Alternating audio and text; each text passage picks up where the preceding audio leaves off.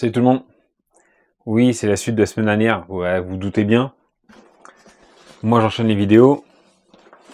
Alors, on continue. Voyons voir ce qu'on a ensuite.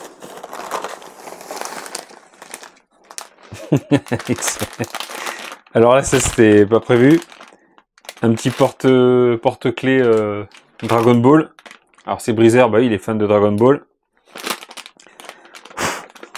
Donc là, il me fait un petit cadeau de ça, c'est rigolo. Donc ça, bah, je vais te mettre dans l'atelier. Ça sera une petite pensée pour toi à chaque fois. Ensuite, il nous a mis une jolie carrosserie peinte avec Madame Breezer.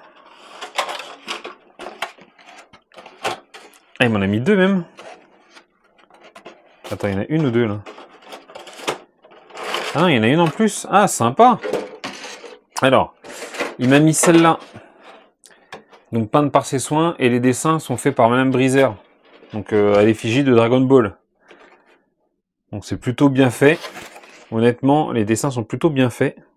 J'aime bien le dessin aussi et la maîtrise Madame Breezer. Hein. Franchement, il y a du beau boulot.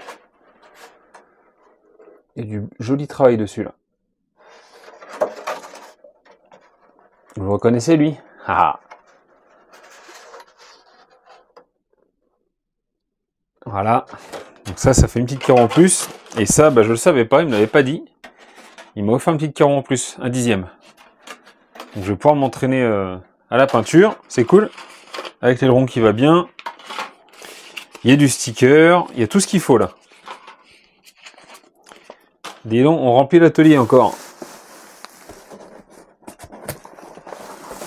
Il y a toutes les notices, l'Hyper 10 TT. Alors ça, je vais vous le montrer après parce que on n'a pas encore parlé.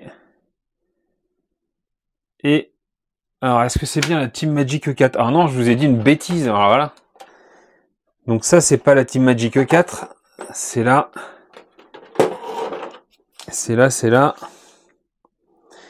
la FT1S. Ah, mais oui, il me l'avait dit qu'il y avait les biellettes réglables à l'arrière là. Ah, mais oui.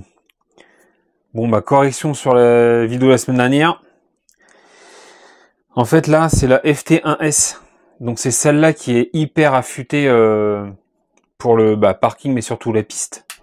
Et en fait, elle est bourrée d'options, sa machine, là. Et notamment, au niveau des biellettes à l'arrière, en fait, quand vous inclinez, enfin, quand la voiture va, donc, dans un virage, il va y avoir du roulis, donc le châssis va se délester côté virage intérieur. Si vous tournez comme ça, elle va se délester. Donc du coup, la roue là va être en appui. Et quand elle est en appui, je sais pas si on va le voir à la caméra, mais en gros, la voiture, la roue prend du pincement et du coup, ça permet de tourner plus court.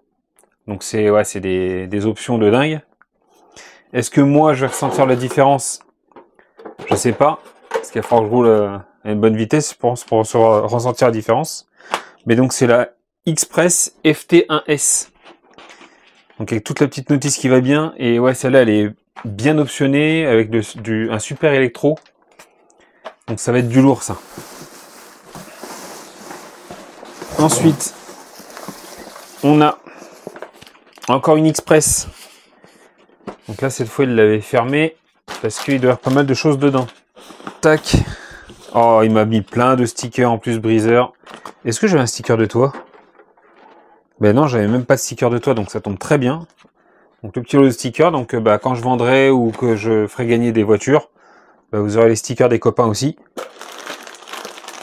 Et là, on a plein de pièces Express, donc qui vont sur la FT1S et la XM1S. Parce que, oui, j'ai une XM1S aussi. Oh, il m'a blindé de pièces, de roues et tout. Enfin, c'est génial. Franchement, Breezer, merci. Même si elles ont un peu vécu les roues, là, ça pourra faire du parking. Moi, c'est nickel pour ça. Il y a du servo, il y a du low profil. Il y a du pare-choc Timasso. Alors ça, bon, ça peut toujours servir. Il y a du pare-choc, il y a de la pièce à gogo, là. Des triangles, en veux-tu, en voilà. Il m'a blindé de pièces, là. Donc ouais, ça pourra toujours servir.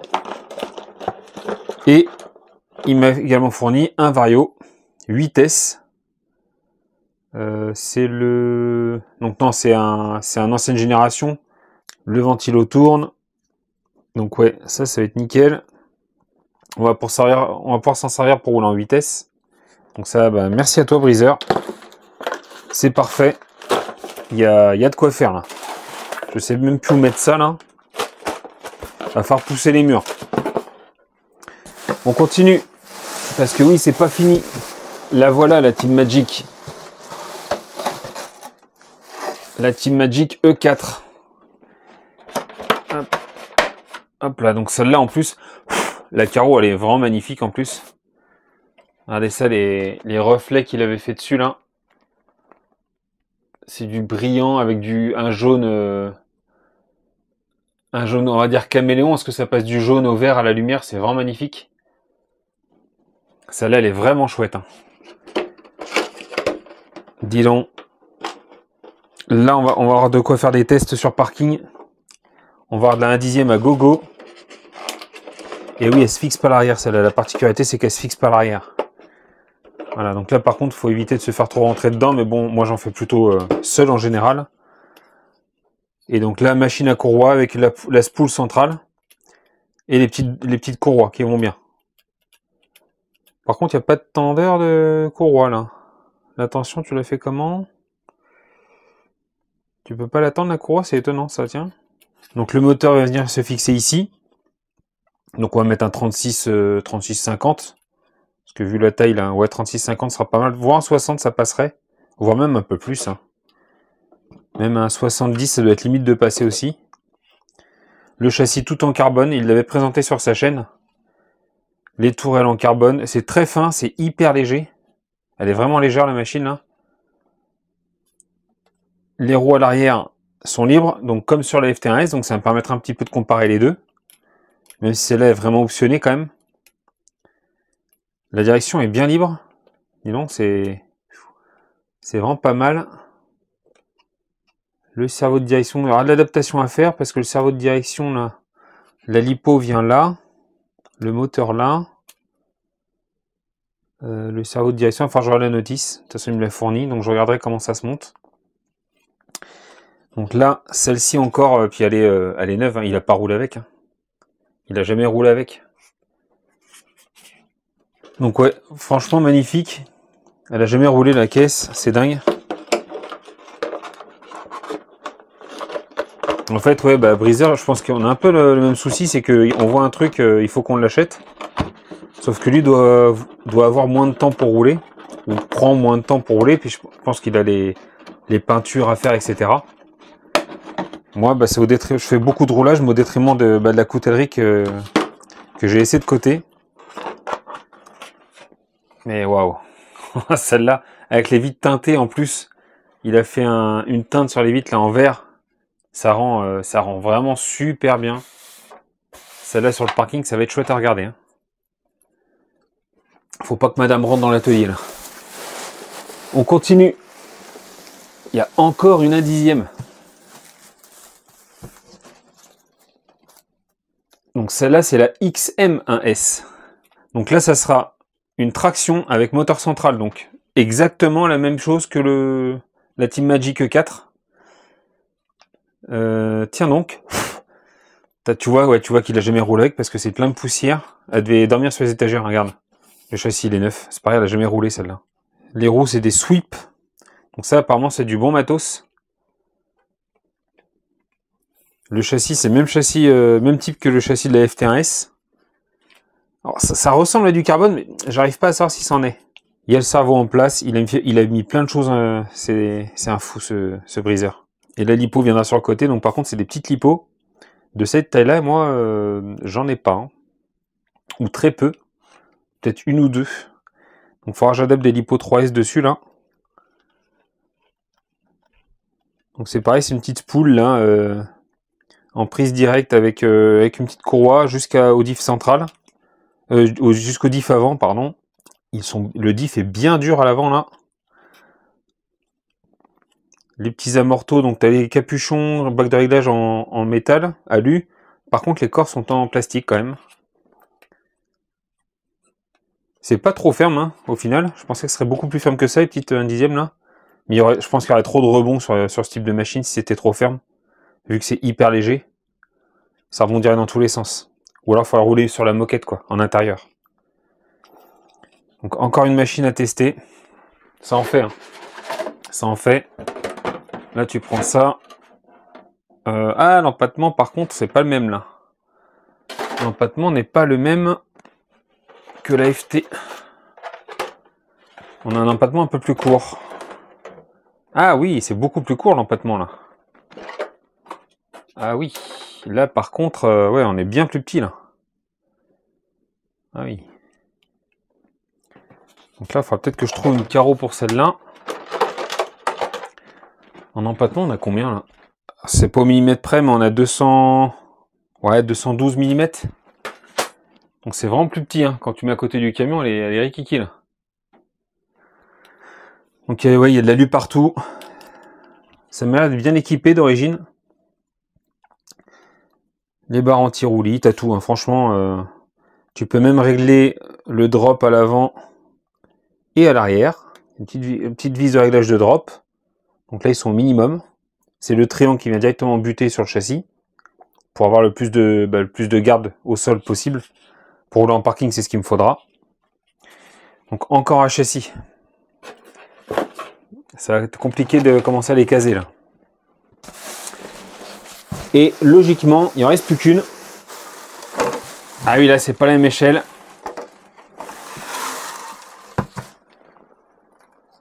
Vous l'avez sûrement reconnu. Que je laisse rien dedans. On y est. Arrma Limitless V2. Une 1/7. Alors là, beaucoup s'en servent uniquement pour le speedrun. Mais moi, j'aimerais voir un petit peu ce que ça donne sur piste également. Parking et piste. Faire du speedrun, ça va m'amuser, mais pas très longtemps. Je sais que voilà, avec la VTE2, j'avais pris 133 au GPS. Alors, j'avais pas une ligne droite immense, j'ai pas de route, on va dire, désaffectée ou vraiment libre. Ça serait assez dangereux de faire ça sur une route dans le coin où je suis là. J'ai pas de truc dédié à ça. Une vieille piste d'aéroport, un truc comme ça. Enfin non, j'ai pas tout ça ici. Du coup, sur un grand parking quand même avec une belle ligne droite, j'ai pris 133. Je pense qu'on peut faire plus, comme elle est étagée là. Et là, celle-là, on essaiera de faire au moins aussi bien. Mais surtout, j'aurais voir si c'est maniable sur piste. Si on peut s'amuser avec. Et puis, ça me fait une voiture style F1. Pour aller un petit peu avec la FG. Qui, à ce jour, est en cours de finition. Donc, j'avais jamais touché à ces pneus là, les 10 boots. Ou 10 boots d'Arrma. Apparemment, ça n'a pas une durée de vie énorme. Ça glisse. Mais il y aura moyen de se mettre des pneus GRP à la place. Et c'est ce que je ferai. Enfin, des GRP ou des PMT, hein, peu importe, mais des pneus plus dédiés piste. Il y aura un peu moins de hauteur. Voyons voir ce que ça donne dedans. Donc la carreau, je pense que je vais la peindre moi-même. On va essayer de se faire un truc sympa. Donc ça me fait quand même... ouais, j'ai 3 carreaux, 4 carreaux bruts à peindre. Il y a un peu de boulot, mais c'est bien, ça va m'occuper cet hiver. Et là, voilà. L'intérêt de la machine, là, c'est qu'elle est toute neuve. Le palonnier d'origine, déjà en alu. Alors tout est en alu, évidemment. Là, sur cette gamme de machines, le roller d'origine, je crois qu'elle est vendue aux alentours des 400 €, je crois. Là, Breezer m'a fait un super prix.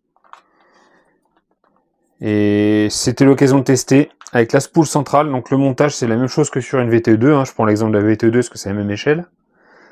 La spool centrale. En nombre de dents, je sais pas, ça va être une quarantaine de dents dans ces eaux-là. Le système de mise en place du moteur, ça me plaît, vous le savez. J'aime bien les chariots. Donc là, tu enlèves juste les 2 vis au-dessus. Tu tires sur la plaque de fixation du moteur. Tu fixes ton moteur dessus. Tu le rentres. Et tu serres juste là, terminé, avec ton entre-dents. Pour moi, il n'y a pas mieux. Le renfort central, là, en alu. On a renfort de tourelle avant-arrière en plastique. Il y a moyen de changer tout ça. Moi, je la roulerai d'origine. Je la roulerai vraiment d'origine. Il y a moyen également de faire des découpes au niveau des ailerons. Alors, de l'aileron arrière, des ailerons à l'avant, là. Parce que niveau esthétique, c'est quand même pas très joli, faut se le dire. Mais c'est ça qui donne de l'appui à la machine. Vu que moi, je vais pas faire énormément de speedrun, j'en couperai peut-être un morceau. Un petit morceau pour que ce soit d'une un peu plus esthétique. Parce que ça donne énormément d'appui au sol. Donc on verra ce qu'on fera. La direction, c'est un train à boules. Donc comme sur plusieurs machines que j'ai vues chez Arma, notamment le Typhoon et d'autres, ou chez Obao le VSE2. La VTE2 également, un train à boules à l'avant, avec des cardans CVD. Il y a comme de la pièce alu pour la direction. Le support de direction en alu, anodisé rouge. La bade à Karman en rouge. Enfin, ouais, c'est... Esthétiquement, franchement, c'est pas mal. Le châssis alu, il est en 3 mm. On a un... Alors, il y a des discussions sur les fonds plats. En tout cas, c'est fait... Tu vois que c'est fait pour la vitesse, quoi. Tu vois que la voiture elle est construite pour la vitesse, parce que même si c'est pas un fond plat parfait, t'as quand même le diffuseur à l'arrière, etc. C'est fait pour prendre de la vitesse, ces machines-là. La garde au sol, au final, j'avais pas un peu peur de la garde au sol, il y en a plus que sur la FG, largement. Hein. La FG, j'ai un demi-centimètre, entre un demi et 1 centimètre. Et là, on a un petit 2 cm comme de garde au sol, donc c'est pas mal. C'est même très bien. En la mettant à côté de la VTE2, hop, l'empattement est le même. Donc on pourrait imaginer mettre 7 carreaux sur celle-là. Pourquoi pas?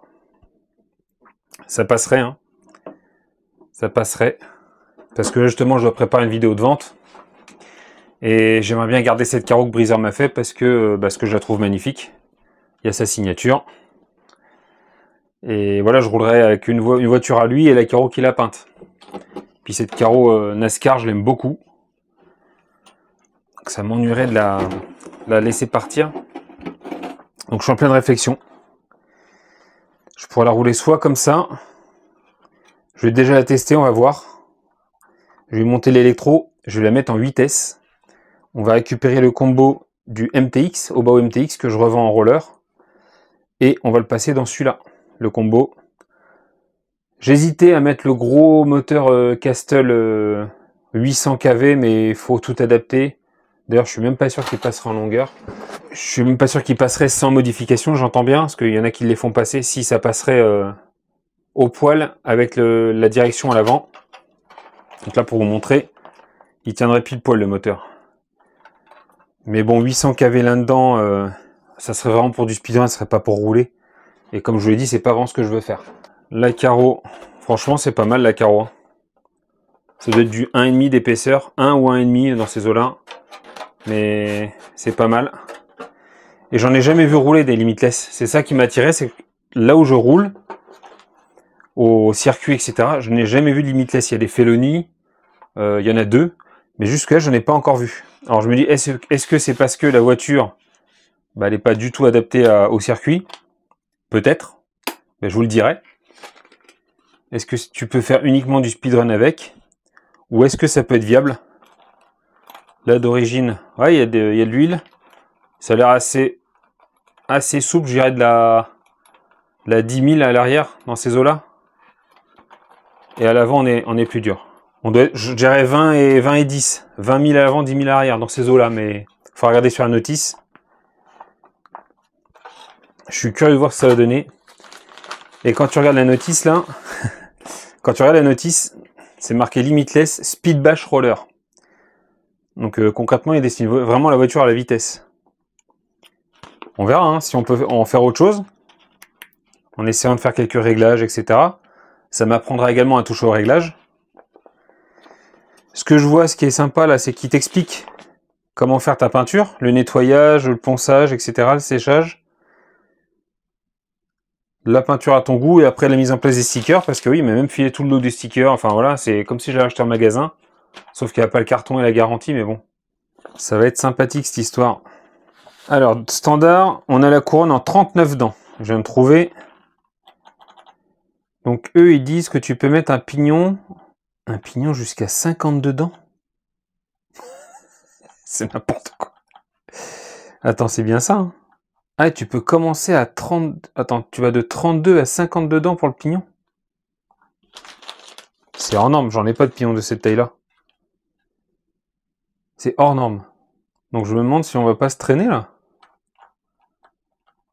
Parce que moi, je comptais mettre un pignon en genre 18, 20, dans ces eaux-là. Eux, ils commencent à 32. Jusqu'à 52. C'est complètement hors norme. Alors ça, tout dépend du moteur, évidemment. Moi, j'ai les roulé en 8S en 1200 kV, je crois que je suis. Ah oui, mais attends, il la prévoit pour rouler en 6S aussi, peut-être. Donc ça va changer les choses. C'est dommage, j'ai rien de marqué en ce qui concerne le moteur. Parce que si, ouais, forcément, ça aurait été bien qu'il conseille un moteur pour que je fasse le calcul. Je vais tester avec le plus gros pignon que j'ai en 8S, on verra. Ça doit être un 21 ou un truc comme ça. Et si c'est pas assez, bah, je rachèterai des pignons.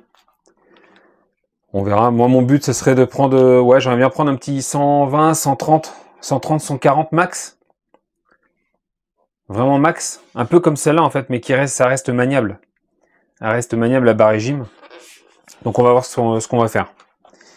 Allez, sur ce, après cette méga unbox sur 2 semaines, du 8SC, du Obaudis TT, de la FT1S, de la XM1S, de la Team Magic E4 et la dernière de la Limitless V2, ça fait 6 voitures, c'est bien ça. Je vais vous laisser. Faut vite que je vende des voitures. L'ami Breezer m'a fait un super prix sur les 6 machines là. Mais ouais, faut quand même que j'en vende. Donc attendez-vous à voir une vidéo de vente par mois, je pense. Je vais me débarrasser des machines les plus anciennes. Sauf évidemment la XR5, la MCD. Celle-là, je la garde. Donc le Tekken, je vais le mettre en vente. J'hésitais, mais il va être en vente. Vous avez peut-être déjà vu la vidéo. La VTE2. Certainement mon petit crawler là, mais je vais aller refaire un ou deux roulages avec parce que j'ai fait que 2 roulages avec jusque-là. Et puis le Typhoon. Et c'est certainement le petit 1/10e YCC Racing. Avec lequel vous avez vu un seul roulage, mais moi j'en ai fait 3 avec. Voilà, sur ce, bonne journée à toutes et tous, et comme d'habitude, bisous, caresses, à très bientôt, salut.